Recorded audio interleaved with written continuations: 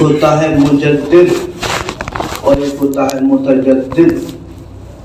تجدید کہتے ہیں اصل دین پر لوٹا دینا، جو باتیں دین میں نہیں تھیں انہیں ہٹا کر دین کو صاف و شفاف کر دینا، اصل دین پر لوٹا دینا، اس کا نام ہے تجدید۔ اور تجدد کیا ہے؟ تجدد یہ ہے کہ وہ باتیں جو دین میں نہیں تھیں انہیں دین میں داخل کر دینا جدت کے نام پر۔ تو آپ کو یہ آج ہندوستان سے لے کے پاکستان تک جتنے بھی مجددیت کا دعویٰ کرتے نظر آئیں گے، ان میں سے اکثر مجدد نہیں، یہ سب متجدد ہے۔ اور تاج الشریعہ نائب مجدد اعظم کا نام، بلکہ دو مجددوں کے نائب کا نام تاج الشریعہ ہے۔ تاج الشریعہ نے کبھی مجددیت کا دعویٰ نہیں فرمایا، ورنہ اگر آپ ان کی خدمات کا مطالعہ کریں اور مجدد کی تعریف اور اس کے شرائط کو دیکھیں تو 2 صدی بھی حضرت کو ملی تھی، اور دونوں صدیوں میں مرجع علماء، مرجع خلائق اور مرجع فتاوی بھی تھے، اور اشہر مشاہر تھے، بہت شہرت حاصل تھی۔ اگر کوئی اس وقت دعویٰ کر دیتا اور علماء کا اتفاق ہو جاتا تو یہی مجدد کی تعریف ہے۔ مگر حضرت تاج الشریعہ نے کبھی مجددیت کا دعویٰ نہیں فرمایا، بلکہ وہ 2 مجددوں کے نائب تھے، اور جو ان 2 مجددوں کا کام تھا وہ حضور سرکار تاج الشریعہ نے اپنے زمانے میں وہ کام انجام دیا۔ سبحان اللہ۔ حاضرین محترم، آپ اعلیٰ حضرت کے زمانے کے جو متجددین ہیں، آپ ان کے افکار و نظریات اٹھا کر پڑھ لیں۔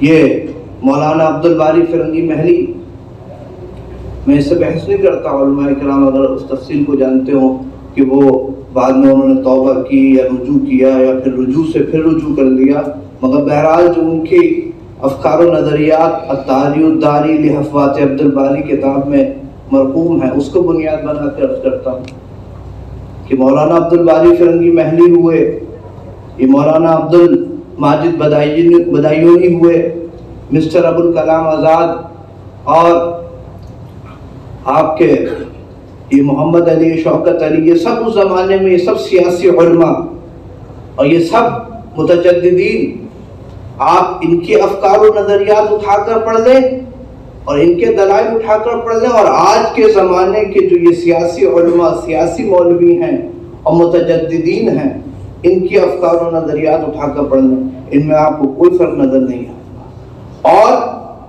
اعلیٰ حضرت امام اہل سنت کی تعلیمات کو آپ مطالعہ فرما لیں، اعلیٰ حضرت کے مواقف کو دیکھ لیں، اور اس کے بعد تاج الشریعہ کا موقف دیکھ لیں کہ تاج الشریعہ نے کیا موقف اختیار کیا، نہ یہاں کوئی فرق نظر آئے گا نہ یہاں کوئی فرق نظر آئے گا۔ تو معلوم یہ چلا کہ تاج الشریعہ اپنے زمانے میں سرکار اعلیٰ حضرت اور مجدد اعظم کے نائب کا نام تھا۔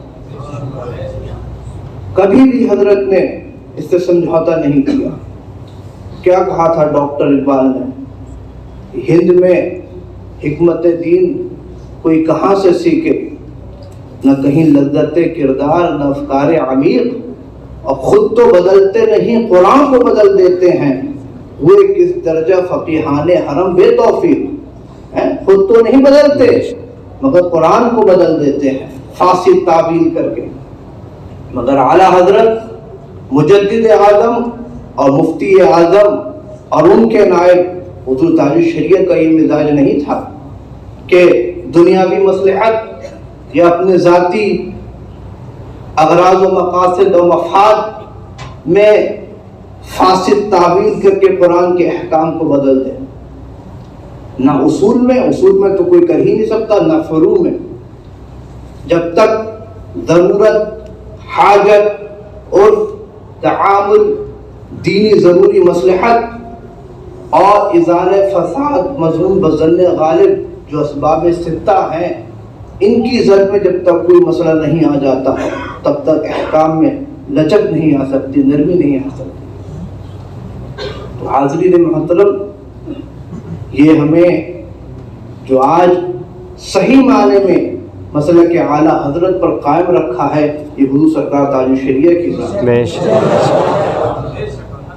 اور مگر مسئلہ کیا تھا آج کے زمانے میں ان متجددین کا اور ان سیاسی اچھا ایک اور بات آپ ذہن نشین کر دیں، آج کل کچھ لوگوں نے صلح کلیت کو جو ہے وہ فیشن بھی بنا رکھا ہے، جس کو چاہا صلح کلی کہہ دیا۔ اس میں بھی افراط و تفریط کا شکار نہیں ہونا چاہیے۔ جو صحیح معنی میں صلح کلی ہے اسی پر صلح کلی کا اطلاق ہونا چاہیے، اور جو صلح کلی نہیں ہے محض اپنی ذاتی رنجش کی بنیاد پر اس پر صلح کلیت کا الزام ہرگز نہیں دینا چاہیے۔ یہ بھی حاضرین محترم ظلم عظیم ہے۔ تو میں یہ عرض کر رہا تھا کہ تاج الشریعہ کے زمانے میں جو صلح کلی تھے اور جو متجددین کے تھے، ان کا مسئلہ یہ تھا کہ وہ افکار تو اعلیٰ حضرت کے مخالفین جیسے رکھتے تھے، مگر نام اعلیٰ حضرت کا بھی لیتے تھے اور اعلیٰ حضرت کو مجدد بھی مانتے تھے، اور ان کی زندہ بادی کا نعرہ بھی لگاتے اور ان پر جو ہے تقاریر بھی کرتے، مگر افکار وہ اعلیٰ حضرت والے نہیں تھے۔ افکار وہ انہی لوگوں کے تھے جو اعلیٰ حضرت کے زمانے کے متجددین اور گویا مسلک کے اعلیٰ حضرت کے مخالفین تھے۔ اور حضور تاج الشریعہ نے ہمیں یہ پیغام دیا کہ جہاں میں عام پیغام شہ احمد رضا کر دے، پلٹ کر پیچھے دیکھے پھر سے تجدید وفا کرے۔ حاضرین محترم، یہ چند بے ربط سے کلمات میرے ذہن میں ابھی فی الفور آئے، میں نے آپ حضرات کی کوشش گزار کرتی ہوں۔ اللہ تعالیٰ اس پر عمل کرنے کی توفیق عطا فرمائے اور اس کو سمجھنے کی توفیق عطا فرمائے۔ حضور تاج الشریعہ تو اس دنیا سے تشریف لے کر مگر اپنی خدمات، اپنی تعلیمات اور اپنا پیغام چھوڑ کے گئے۔ 6 ذی القعدہ کو حضرت کا وصال ہوا مغرب کے وقت، جب مؤذن اذان میں کہہ رہا تھا حی علی الفلاح، حی علی الفلاح، کامیابی کی طرف چلے آؤ، کامیابی کی طرف چلے آؤ۔ اور ادھر حضرت تاج الشریعہ اللہ اللہ کہہ کے اپنی جان آفرین کے ثبوت کر رہے تھے۔ خود حضرت تاج الشریعہ نے اپنی حیات میں اپنے ایک عربی قصیدے میں فرمایا تھا اللہ اللہ اللہ مالی رب الا ہو، ومن کان لربی دنیا ہو عاش سعیدا اخرا ہو، ومن مات یقول اللہ ذاک الخالد محیاہ۔ فرمایا جو اللہ اللہ کرتے ہوئے مرتے ہیں وہ حقیقت میں مرتے نہیں بلکہ زندہ جاوید ہو جاتے ہیں۔ حاضرین محترم، مؤذن کہہ رہا تھا حی علی الفلاح، اور ہاں تاج الشریعہ اللہ اللہ کہہ کر کے اپنی جان آفری کے سپرد کر رہے تھے۔ کامیابی کی طرف چلے، اور اصل کامیابی یہی ہے سنی مسلمانوں کہ انسان کا خاتمہ، مومن کا خاتمہ ایمان پر ہو جائے، ایمان کے ساتھ وہ اس دنیا سے چلا جائے، وہی کامیاب ہے۔ اصل کامیابی یہی ہے۔ میں بار بار عرض کرتا ہوں کہ وہ بڑا سائنسدان جو افلاک کی گزرگاہوں میں تحقیق و تفتیش کے کام انجام دے رہا ہے، اور اس کی ذہن کی پرواز بے حد بلند ہے، مگر اگر اللہ کی معرفت نصیب نہ ہوئی اور ایمان نہ لایا تو وہ ہرگز کامیاب نہیں۔ اور ایک وہ شخص جس کے جو دنیا میں بھلے ہی پھٹے کپڑے پہنتا ہو، بھلے ہی وہ کم درجے کا آدمی ہو، مگر اگر اس کا ایمان مضبوط تھا تو وہ ناکام ہے اور یہ کامیاب ہے۔ وہ ڈاکٹر اقبال نے کیا کہا ہے، ڈھونڈنے والا ستاروں کی گزرگاہوں کا اپنے افلاک کی دنیا میں سفر کر نہ سکا ہے، جس نے سورج کی شعاعوں کو گرفتار کیا زندگی کی شب تاریک سحر کر نہ سکا، اور اپنی حکمت کے خم و پیچ میں الجھا ایسا آج تک فیصلہ نفع و ضرر کر نہ سکا۔ حضرین محترم، کامیاب وہ ہے جو ایمان کے ساتھ اس دنیا سے جائے. اور آپ اللہ تعالیٰ نے دو قسمیں فرمائی. ایک وہ کافر ہے جو صرف دنیا مانگتا ہے، اے اللہ مجھے دنیا میں دے دے.